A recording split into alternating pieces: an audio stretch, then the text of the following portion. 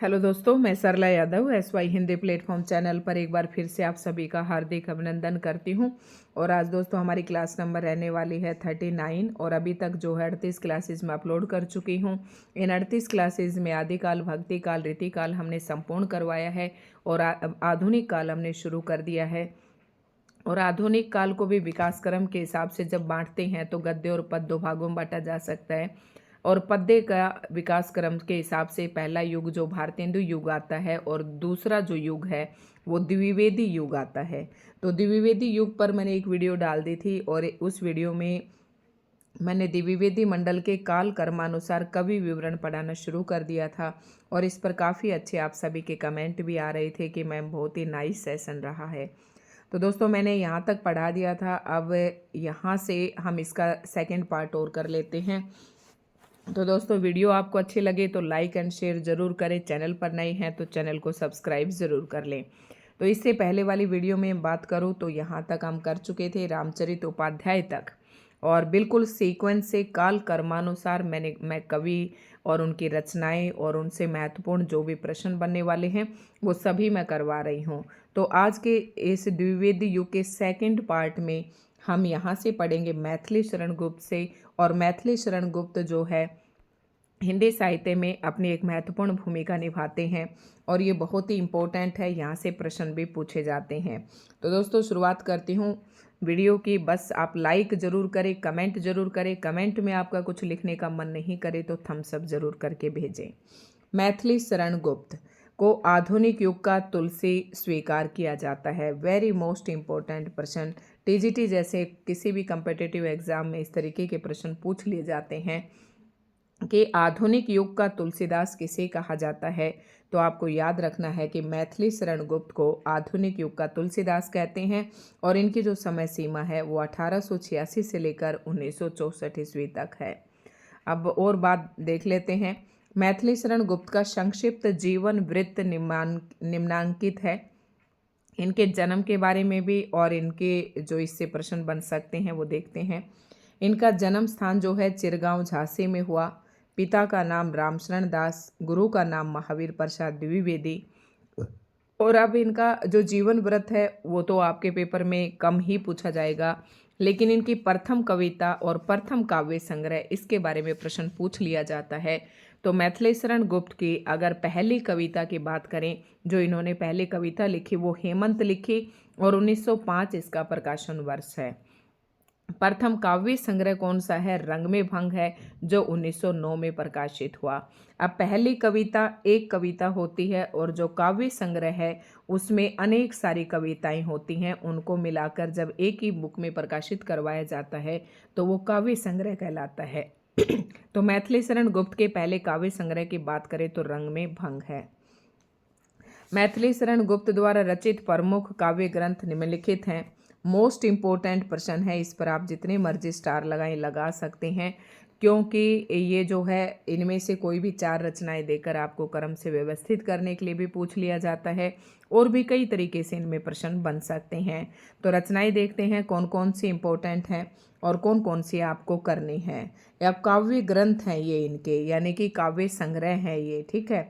इनमें रंग में भंग, जयद्रथ वध, किसान, विकट भट्ट, गुरुकुल, साकेत, भारत भारती, झंकार, यशोधरा, द्वापर, जय भारत, विष्णुप्रिया, सिद्धराज, हिंदू, वैतालिक और पंचवटी। ये इनकी 17 रचनाएं दे रखी हैं और इनमें जो इम्पोर्टेंट की इनमें से आप अगर छोड़ सकते हैं तो एक सिद्धराज थोड़ी सी कम इम्पोर्टेंट है, इसे आप छोड़ सकते हैं। और ये जो हिंदू है ये बस आज तक जो नहीं पूछी गई, और वैतालिक। बाकी इनकी जो रचनाएं इन तीनों को छोड़कर 14 जो रचनाएं हैं वो बहुत ही इम्पोर्टेंट हैं। दोस्तों आपको अपने नोट्स में बिल्कुल सीक्वेंस से लिख लेनी है और क्रम से ही याद करने की कोशिश करें। देखो, रंग में भंग हो गया जब जयद्रथ ने अभिमन्यु को उसका जो 7वां द्वार था, वो जो किला बनाया था चक्रव्यूह का किला, उसके 7वें द्वार पर उसने किसको मार दिया था? किसको मारा था? अभिमन्यु को। तो रंग में भंग, जयद्रथ वध और किसान ये भी इतनी नहीं पूछी जाती है। विकट भट्ट, गुरुकुल। अब देखो, रंग में भंग हो गया जब जयद्रथ ने विकट समस्या पैदा कर दी गुरुकुल में और फिर गुरुकुल और साकेत में। फिर भारत भारती पर थोड़ा सा संकट छाया और एक झंकार सी पैदा हुई। झंकार से फिर यशोधरा आई और यशोधरा का जो ताल्लुकात है वो द्वापर युग से है। और ये यशोधरा द्वापर युग में आई और कब आई? जय भारत भारत में आई। ठीक है, जय भारत, विष्णु प्रिया, सिद्धराज इसे आप छोड़ सकते हैं, और पंचवटी इनकी अंतिम रचना है। तो मैंने इसी तरीके से थोड़ा सा क्रम अपने मन में बैठा रखा था और आप भी उसी तरीके से कर लें। और इनकी एक दो रचनाएं हैं जिनका जो है सन भी पूछा जाता है। तो साकेत कब प्रकाशित हुई थी इसका सन पूछा जाता है, ये बहुत ही इम्पोर्टेंट है। पंचवटी पैसे 25, ये आपको याद हो जाएगी। अब देखो, सबसे पहले रंग में भंग कब हुआ? रंग में भंग जब जयद्रथ का वध किया गया तो रंग में भंग पड़ गया। उसके बाद विकट समस्या हुई गुरुकुल के अंदर। गुरुकुल कहाँ था? साकेत में। साकेत कहाँ पड़ता है? भारत भारती में। ये दूसरी ट्रिक है, इस तरीके से आपको जुड़ा रहेगा। भारत भारती में साकेत है। साकेत कहाँ पर है? भारत भारती में। और भारत में एक झंकार उत्पन्न हुई और वो झंकार किसने करी? यशोधरा ने करी। और यशोधरा कौन थी? महात्मा बुद्ध की पत्नी थी। जब महात्मा बुद्ध गृह त्याग कर देते हैं बिना यशोधरा को बताए तो झंकार पैदा होता है यशोधरा के कारण। और बात कौन से युग की है? द्वापर युग की है। और कहाँ की है? जय भारत की है। तो विष्णु प्रिया और पंचवटी आप लास्ट में ऐसे भी याद कर लें। ठीक है, ये ट्रिक आपको ज़्यादा अच्छी लगेगी इस तरीके से। ठीक है, तो उम्मीद करती हूँ सारी रचनाएं आपको याद हो जाएंगी। हिंदी साहित्य में रामचरितमानस के बाद रामकाव्य का दूसरा स्तंभ मैथिली शरण गुप्तकृत साकेत है। अब साकेत जो लिखी थी वो मैथिली शरण गुप्त ने लिखी और महावीर प्रसाद द्विवेदी जी जो इनके गुरु थे उनके कहने पर लिखी, क्योंकि महावीर प्रसाद द्विवेदी जी ने इनको ये कहा था कि पूरे राम काव्य के अंदर, रामायण के अंदर जो सबसे उपेक्षित पात्र है, यानी कि जिसकी तरफ किसी का ध्यान ही नहीं गया, वो उर्मिला है। और उर्मिला से संबंधित ही है साकेत। ठीक है, तो और इससे संबंधित बातें भी आगे आ जाएंगी। तो उर्मिला को मद्देनजर रखते हुए मैथिली शरण गुप्त ने लिखा, क्योंकि 14 वर्ष का वनवास राम जी ने काटा। राम के साथ उनकी पत्नी भी थी और लक्ष्मण भी थे। लक्ष्मण वन में थे और उनकी पत्नी उर्मिला राजमहल में थी। तो इन्होंने भी 14 वर्ष से कम वनवास नहीं काटा। तो लेकिन रामायण में उर्मिला का थोड़ा कम ही वर्णन मिलता है, इसलिए साकेत की रचना हुई। ठीक है, दूसरी इंपॉर्टेंट बात आती है कि मैथिली शरण गुप्त को साकेत रचना की मूल प्रेरणा, ये बात यहाँ पर आ गई है, 1908 ईस्वी में सरस्वती पत्रिका में महावीर प्रसाद द्विवेदी के लेख कवियों की उर्मिला विषयक उदासीनता से मिली। यह लेख महावीर प्रसाद द्विवेदी ने अपने छदम नाम भुजंग भूषण भट्टाचार्य नाम से प्रकाशित कराया। अब देखो, एक एक पत्रिका है जिसका नाम है सरस्वती। सरस्वती पत्रिका का संपादन कौन करते थे? महावीर प्रसाद द्विवेदी।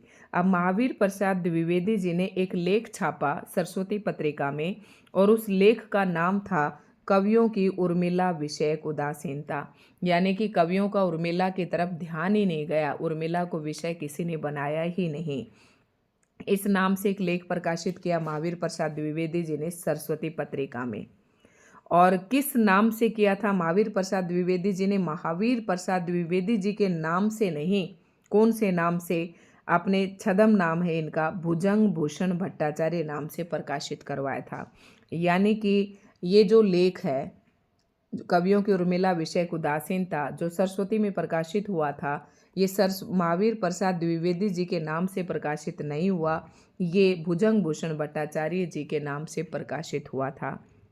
उम्मीद करती हूँ आपको अच्छे से समझ में आ गया होगा। अब साकेत है क्या? साकेत शब्द मूलतः पाली भाषा का शब्द है जिसका अर्थ अयोध्या है। इसमें 12 सर्ग हैं। इसमें डॉक्टर नगेंद्र ने जनवादी काव्य कहा है। इसमें 3 इंपॉर्टेंट प्रश्न है इस पॉइंट के अंदर कि साकेत शब्द मूलतः किस भाषा का शब्द है? याद रखना है, पाली भाषा का। साकेत के अंदर कितने सर्ग हैं? तो 12 सर्ग हैं दोस्तों, याद रखना बहुत इंपॉर्टेंट है, 12 सर्ग हैं। और साकेत को डॉक्टर नगेंद्र ने क्या कहा है? जनवादी काव्य कहा है। तीनों ही प्रश्न इंपॉर्टेंट हैं। रामचंद्र शुक्ल जी ने गुप्त जी को सामंजस्यवादी कवि कहा है। ये प्रश्न भी पूछा जाता है कि रामचंद्र शुक्ल जी ने मैथिली शरण गुप्त जी को क्या कहा, तो सामंजस्यवादी कवि कहा है। मैथिली शरण गुप्त को भारत भारतीय रचना की मूल प्रेरणा मुसद्दे हाली तथा ब्रजमोहन दत्तात्रेय कैफीकृत भारत दर्पण पुस्तक से प्राप्त हुई। अब साकेत की प्रेरणा तो उनको कहाँ से मिली, ये महावीर प्रसाद द्विवेदी जी का जो ये लेख था इससे मिली। और भारत भारती रचना नाम की जो भारत भारती नामक कविता लिखने की प्रेरणा इनको कहाँ से मिली, ये हाली नाम का और ब्रजमोहन दत्तात्रेय के द्वारा रचित एक पुस्तक है भारत दर्पण। इस पुस्तक से इनको प्रेरणा प्राप्त हुई और भारत दर्पण नामक पुस्तक से प्रेरित होकर मैथिली शरण गुप्त जी ने रचना कर डाली भारत भारती नामक कविता की। अगला प्रश्न है, मैथिली शरण गुप्त ने स्वयं को कौटुंबिक कवि मात्र कहा है। इन्हें भारत भारती लिखने पर महात्मा गांधी ने राष्ट्र कवि की उपाधि दी। यहाँ से फिर से मोस्ट इम्पोर्टेंट प्रश्न है कि राष्ट्र कवि किसको कहा जाता है, तो राष्ट्र कवि मैथिली शरण गुप्त को कहा जाता है। ये उपाधि इनको किसने दी, महात्मा गांधी ने दी। और कौन सी कविता लिखने पर दी, भारत भारती कविता लिखने पर दी। और मैथिली शरण गुप्त जी जो हैं वो स्वयं को क्या कहते हैं, तो वो स्वयं को एक कौटुंबिक कवि मात्र कहते हैं। उम्मीद करती हूँ कि आपको बहुत अच्छे से समझ में आ रहा होगा। बाहर बारिश हो रही है इसलिए मैं भी आराम से बैठकर तसल्ली से इस वीडियो को बना रही हूँ, तो हो सकता है थोड़ी लंबी भी हो जाए। मैथिली शरण गुप्त द्वारा अनुदित काव्य निम्नांकित हैं। अब हर कवि एक तो उनकी मूल रचनाएं होती हैं, दूसरी क्या करते हैं वो किसी भी रचना का अनुवाद करते हैं। तो मूल रचनाएं की तो बात हम कर चुके हैं।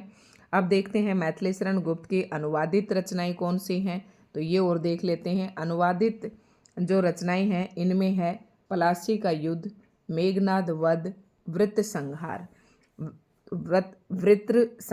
तो ये तीनों इंपॉर्टेंट है, इन्हें याद रखना। पलासी का युद्ध नामक कविता का नाम पूछ लिया जाता है कई बार की रचना किसकी है।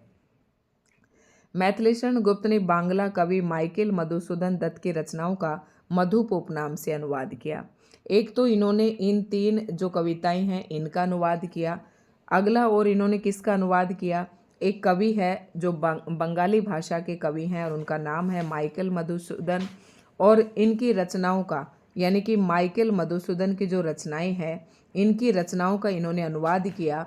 मैथिली शरण गुप्त ने किस नाम से किया, मधुप उपनाम से अनुवाद किया। ठीक है, ये भी प्रश्न इंपॉर्टेंट है। गुप्त जी ने मार्क्स की पुत्री जैनी पर जैनी नामक काव्य लिखा, ये भी इम्पोर्टेंट है। कार्ल मार्क्स का नाम कौन नहीं जानता, जिसने शोषण के विरुद्ध आवाज़ उठाई थी। और उनकी एक पुत्री थी जैनी, और जैनी के नाम पर इन्होंने लिखा जैनी। ठीक है, काव्य लिखा। गुप्त जी को द्विवेदी काल में हरिगिति का छंद का बादशाह कहा जाता है। मोस्ट इम्पोर्टेंट पॉइंट याद रखना, हरिगिति का छंद का बादशाह किसे कहा जाता है, ये याद रखना। हरिगिति का छंद का बादशाह किसको कहा जाता है, मैथिली शरण गुप्त जी को कहा जाता है। ये प्रश्न भी इम्पोर्टेंट है, सारे ही प्रश्न बहुत इम्पोर्टेंट चल रहे हैं।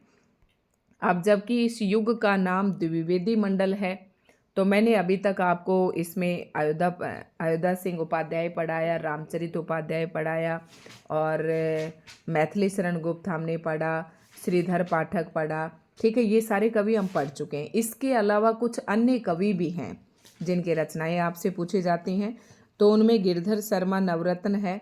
इनकी रचनाएं खैर मैंने याद नहीं करी थी, अगर आप करना चाहें तो कर सकते हैं। लोचन प्रसाद पांडे, इनकी नाम कई बार इतिहास में सुनने को मिलता है, तो इनकी रचनाएं आप एक बार देख सकते हैं।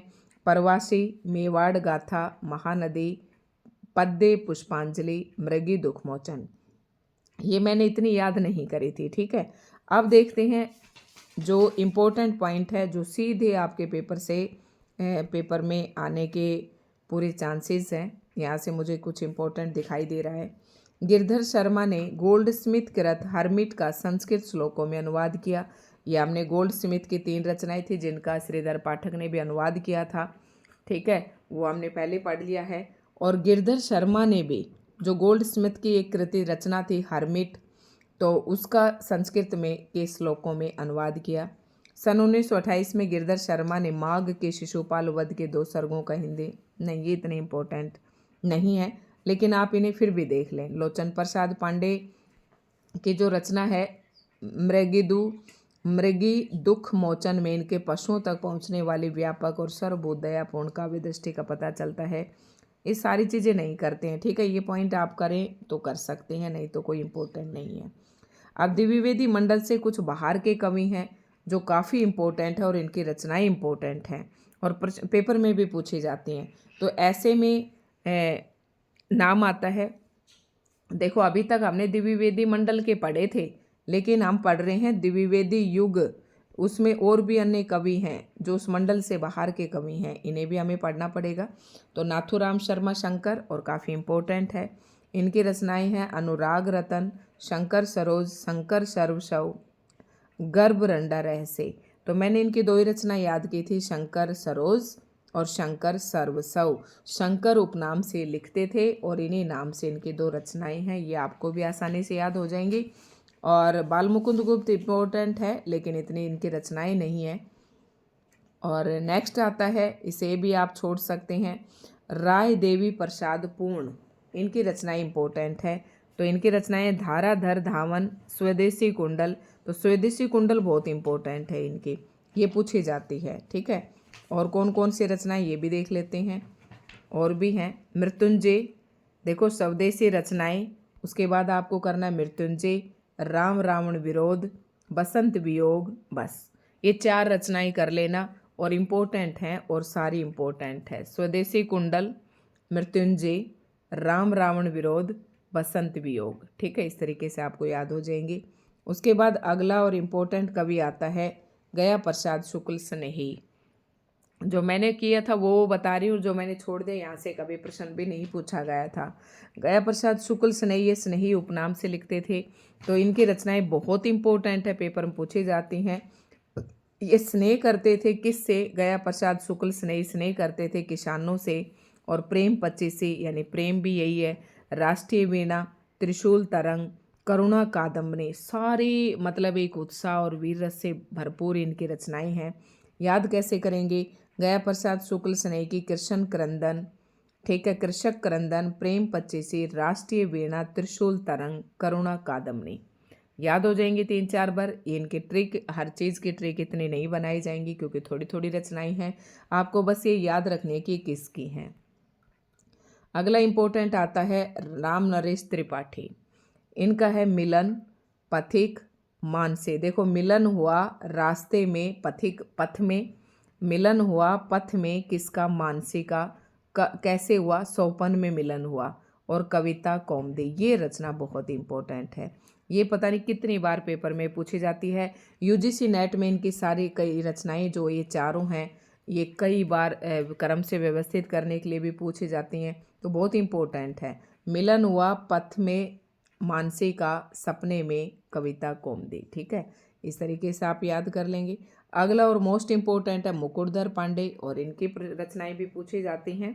तो इनकी रचना इम्पोर्टेंट है आंसू, पूजा फूल, कानन कुसुम। मैंने ये 3 ही करी थी, आप भी नहीं कर सकते हैं।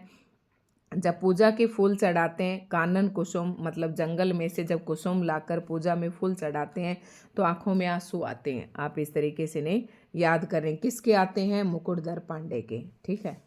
नाथूराम शर्मा समस्या पूर्ति और अतिशयोक्तिपूर्ण कविता करने में प्रवीण थे। ये कुछ फैक्ट्स हैं जो आपको याद ही करने पड़ेंगे। नाथूराम शर्मा शंकर को कविता कामिनी कांत, भारतेंदु प्रज्ञा, साहित्य सुधाकर आदि उपाधियां प्राप्त थी। ये इंपॉर्टेंट है, इस पर भी आप स्टोर लगा लें कि नाथूराम शर्मा शंकर को कौन कौन सी उपाधियां प्राप्त थी। एक तो कविता कामिनी कांत, एक भारतेंदु प्रज्ञा और साहित्य सुधाकर, ये 3 उपाधियां इन्हें प्राप्त थी।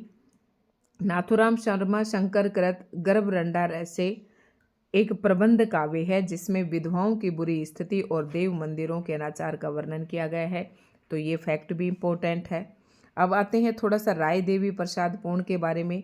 इन्होंने भी कालिदास के मेघदूत का ब्रजभाषा में धारा धर धावन शीर्षक से अनुवाद किया। इनकी जब मैंने रचनाएं बताई थी देवी प्रसाद पूर्ण की, तो एक रचना का नाम था धारा धर धावन, और ये अनुवादित रचना है कालिदास के मेघदूत की ब्रजभाषा में, ठीक है। राय देवी प्रसाद पूर्ण खड़ी बोली में रचित कविताएं निम्नलिखित हैं। अमलतास, बसंत वियोग, ये इन्होंने खड़ी बोली में लिखी। स्वदेशी कुंडल, नए सन का स्वागत, नवीन संवत्सर का स्वागत। ठीक है, तो ये इम्पोर्टेंट है इनकी रचनाएं भी। कामता प्रसाद गुरु के प्रसिद्धि का मूलाधार उनका हिंदी व्याकरण है। इन्हें हिंदी भाषा का पाणिनि भी कहा जाता है। भाई जब भी हिंदी व्याकरण में किसी चीज़ का हवाला देते हैं तो यही कहा जाता है कि कामता प्रसाद, और कामता प्रसाद ने हिंदी व्याकरण की एक पुस्तक माने लिखी थी। कामता प्रसाद गुरु का भौमासुर वध और विनय पचासा ब्रजभाषा में तथा पद्म पुष्पावली खड़ी बोली में, ये भाई मैंने याद नहीं किए थे, आप भी नहीं करना चाहे तो कर सकते हैं। ठीक है, इसमें मैं सारा ही करवा दूंगी, द्विवेदी युग आज खत्म कर देंगे। गया प्रसाद शुक्ल श्रृंगारी कविताएं सन्ही उपनाम से लिखते थे तथा राष्ट्रीय भावनाओं की कविताएं त्रिशूल उपनाम से लिखते थे। मोस्ट इंपोर्टेंट कि हिंदी साहित्य में त्रिशूल उपनाम से कौन लिखता था, तो गया प्रसाद शुक्ल सन्ही लिखते थे। ये इंपॉर्टेंट है, प्रश्न आया हुआ है पेपर में।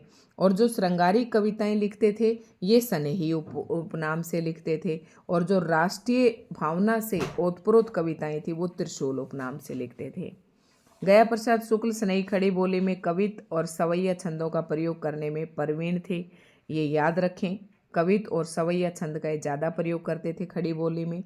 राम नरेश त्रिपाठी स्वच्छंदतावाद के दूसरे प्रसिद्ध कवि हैं। अब स्वच्छंदतावाद में हमने पहला कवि पढ़ा था स्वच्छंदतावाद में श्रीधर पाठक, और दूसरा कवि कौन सा है, राम नरेश त्रिपाठी। ठीक है, राम नरेश त्रिपाठी ने मिलन, पथिक, स्वपन शीर्षक से 3 काल्पनिक खंड काव्य लिखे। अब मैंने इनकी आपको रचनाएं बताई थी, ट्रिक भी बताई थी कि मिलन हुआ, पथ में, सपने में, किसका, मानसी का हुआ। ठीक है, ये जो रचनाएं हैं इनकी ये तीनों रचनाएं इनकी काल्पनिक है, और काव्य के रूप के विषय से देखें तो ये खंड काव्य हैं। राम नरेश त्रिपाठी कृत मानसी इनकी फुटकर कविताओं का संग्रह है। राम नरेश त्रिपाठी ने कविता कौमुदी शीर्षक से 8 भागों में ग्राम गीतों, उर्दू, बांग्ला एवं संस्कृत की कविताओं का संकलन एवं संपादन किया। अब कविता कौमुदी उनकी एक कविता नहीं है, वो एक काव्य संग्रह है, और उस काव्य संग्रह में 8 भागों में विभक्त हैं, और उन 8 भागों में गांव के गीत हैं, उर्दू, बांग्ला एवं संस्कृत की कविताओं का संकलन है। मुकुटधर पांडे को आचार्य रामचंद्र शुक्ल ने छायावाद का प्रवर्तक स्वीकार किया है। अब देखो, हमने पहला भारतेंदु युग पढ़ा, दूसरा द्विवेदी युग पढ़ा, और द्विवेदी युग के बाद छायावादी युग आएगा, तो छायावाद की शुरुआत यहाँ से हो चुकी है। ठीक है, अब मुकुटधर पांडे ने ये प्रश्न इंपॉर्टेंट है कि रामचंद्र शुक्ल जी जो है छायावाद के प्रवर्तक किसे स्वीकार करते हैं, तो आपको बताना है मुकुटधर पांडे को। मुकुटधर पांडे लोचन प्रसाद पांडे के अनुज मतलब छोटे भाई थे। इन्हें पांडे बंधु भी कहा जाता है। मैथिली शरण गुप्त और मुकुटधर पांडे द्विवेदी युग के प्रसिद्ध प्रगीतकार थे। याद रखने, गीत प्लस गद्य जो लिखते थे वो गीत में लिखते थे। मैथिली शरण गुप्त और मुकुटधर पांडे ये द्विवेदी युग के दोनों प्रगीतकार थे। उसके बाद द्विवेदी युग में कुछ ऐसे भी कवि थे जो ब्रजभाषा में रचनाएं लिख रहे थे, तो इनमें एक इम्पोर्टेंट नाम आता है जगन्नाथ दास रत्नाकर का, और इनकी रचनाएं भी पूछी जाती हैं। रत्नाकर उपनाम था ये इनका, मूल गुरु था इनके नवनीत लाल, ये नहीं पूछे जाएंगे। तो ये प्रश्न पूछा जाता है कि जकी उपनाम से कविता कौन करता था, तो रत्नाकर करते थे उर्दू में। जगन्नाथ दास रत्नाकर उर्दू में जकी उपनाम से कविताएं करते थे।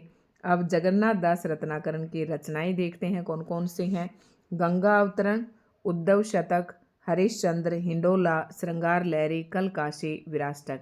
मैंने इनकी कौन रचनाएं याद कौन कौन सी की थी, गंगा अवतरण, उद्धव शतक, हरिश्चंद्र और हिंडोला, श्रृंगार लहरी, बस ये 5 की थी। तो आप भी इन्हें 5 को याद रख सकते हैं। रत्नाकर ने अंग्रेजी विद्वान पोप के ऐसे ऑन क्रिटिसिज्म का रोला छंद में समालोचना दर्श शीर्षक से अनुवाद किया। ये भी इम्पोर्टेंट पॉइंट है कि समालोचना दर्श शीर्षक नाम से अनुदित रचना किसने लिखी, तो ये भी रत्नाकर ने लिखी। और किसकी रचना का अनुवाद किया, ऐसे ऑन क्रिटिसिज्म एक रचना है पोप की, उसका अनुवाद किया। सत्यनारायण कविरत्न की समस्त रचनाओं का जो संकलन है बनास, ये छोड़ दिए आप, ये भी आप रहने दें, ठीक है, इतना इम्पोर्टेंट नहीं है। द्विवेदी युगीन महत्वपूर्ण कवि उनके महाकाव्य, ये आप रहने दें। जो भी अब इनकी कुछ इम्पोर्टेंट पंक्तियां हैं, आप ये सारा ये छोड़, ये एक इम्पोर्टेंट है इसमें। श्याम नारायण पांडे, इनकी रचनाएं पूछी जाती हैं। हल्दी घाटी और जौहर, ये इम्पोर्टेंट है। हल्दी घाटी और जौहर दोनों वीर रस से ओतप्रोत साहसिक राष्ट्रीय भावना से ओतप्रोत रचनाएं हैं। अब इनकी काव्य पंक्तियां हैं, ये आप देख सकते हैं। निज भाषा बोलूं लिखूं पढ़ूं गुनूं सब लोग, करूं सकल विषय विषय निज भाषा उपजोग। ये इम्पोर्टेंट पंक्ति है, ये पंक्ति पूछी जाती है, श्रीधर पाठक की है। उसके बाद इसमें आप भाई अपना जितनी मर्जी आप पढ़ें वो पढ़ सकते हैं, देख सकते हैं। ठीक है, मैंने आपको कंटेंट देना मेरा काम था, वो मैं बिल्कुल आपको फ्री में दे रही हूँ। एक ये पंक्ति इंपॉर्टेंट है। दिवस का अवसान समीप था, गगन था कुछ लोहित हो चला, तरु शिखा पर थी अब राज थी, कमिलिनी कुल वल्लभ की प्रभा। ये पंक्ति अयोध्या सिंह उपाध्याय की है, जो कि बहुत ही इम्पोर्टेंट है। उसके बाद है मैथिली शरण गुप्त की, और इनकी तो कोई भी ये पंक्ति इम्पोर्टेंट है। केवल मनोरंजन न कवि का कर्म होना चाहिए, उसमें उचित उपदेश का भी मर्म होना चाहिए। जब मैंने ये पढ़ाया था तब भी बताया था। ठीक है, इनकी पंक्तियाँ पूछी जाती हैं। उसके बाद काफ़ी पंक्तियाँ हैं इनकी और अच्छी अच्छी हैं, आप देख सकते हैं। जो पेपर में आई हुई हैं वो मैंने आपको बता दी हैं। सखी वे मुझसे कहकर जाते, यशोधरा की हैं। ठीक है, मैंने बताया था ना, यशोधरा को रात को सोते हुए छोड़कर चले जाते हैं महात्मा बुद्ध, तब उन्होंने ये कहा था, सखी वे मुझसे कहकर जाते। अबला जीवन हाय तुम्हारी यही कहानी, आंचल में दूध और आँख में पानी, ये भी इम्पोर्टेंट है, ये मैथिली शरण गुप्त की है। पंचवटी की एक ये पंक्तियां हैं, जैसे कि आप अलंकार में करते हैं, अनुप्रास अलंकार है, इसमें चारों चंद्र के चंचल केले खेल रही हैं जल थल में। ठीक है, नाथुराम शर्मा शंकर की भी आप देख सकते हैं। मैंने आपको सभी की दिखा दी है, जब मैंने ऐसे फ़ोटो ही क्लिक की हैं तो मैं आपको दिखा भी देना चाहती हूँ। हो सकता है कोई बच्चा भाई अपना करना चाहे इसमें। उसके बाद बस यही है। ठीक है, तो दोस्तों आज की वीडियो आपको कैसी लगी कमेंट करके ज़रूर बताएं। और द्विवेदी युग मैंने पूरा करवा दिया है, अगली एक वीडियो में हम छायावादी युग की शुरुआत कर देंगे और कंप्लीट भी कर देंगे। तो धन्यवाद दोस्तों, आज की वीडियो आपको कैसी लगी कमेंट करके ज़रूर बताएं।